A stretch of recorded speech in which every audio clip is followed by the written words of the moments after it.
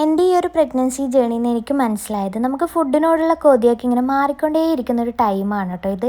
ആദ്യമൊക്കെ എന്ന് വെച്ച് കഴിഞ്ഞാൽ എനിക്ക് നോൺ വെജ് കഴിക്കാനായിരുന്നു ഇഷ്ടം. പക്ഷേ പ്രഗ്നൻ്റ് ആയതിൽ പിന്നെയാണെങ്കിൽ വെജിറ്റബിൾ കഴിക്കുന്നതാണ് കൂടുതൽ ഇഷ്ടം ഉണ്ടായിരുന്നത്.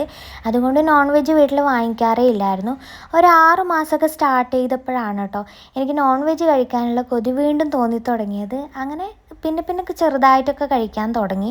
അപ്പോൾ ഇന്ന് രാവിലെ എഴുന്നേറ്റപ്പോഴാണെങ്കിൽ എനിക്ക് നെയ്ച്ചോറും ചിക്കൻ കറിയും കഴിക്കാൻ വേണ്ടിയിട്ട് ഭയങ്കര പൂതി തോന്നി.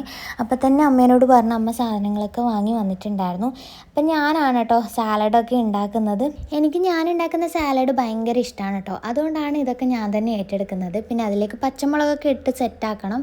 അതുപോലെ ചിക്കൻ കറിയിലേക്കും പച്ചമുളക് വേണം. അതൊന്നും അമ്മ കടയിൽ നിന്നും വാങ്ങിയിട്ടില്ല. കാരണം നമ്മുടെ വീട്ടുമുറ്റത്ത് നമ്മൾ വെച്ച് കൊടുത്ത തൈകളിൽ തന്നെ ഒരുപാട് പച്ചമുളക് നിൽക്കുന്നുണ്ട്.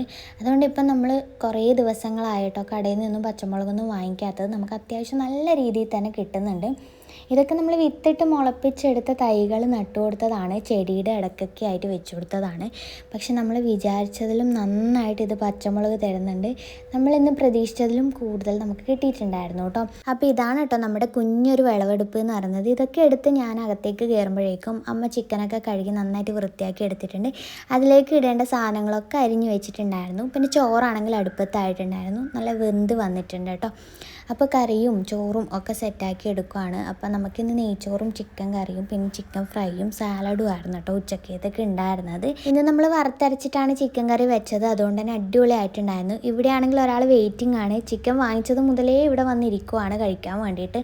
അതുകൊണ്ട് തന്നെ ഫുഡ് ആയപാട് തന്നെ അയാൾക്ക് കൊടുത്തു വന്നിട്ടാണ് നമ്മൾ ഫുഡ് കഴിക്കാനിരുന്നത് കേട്ടോ.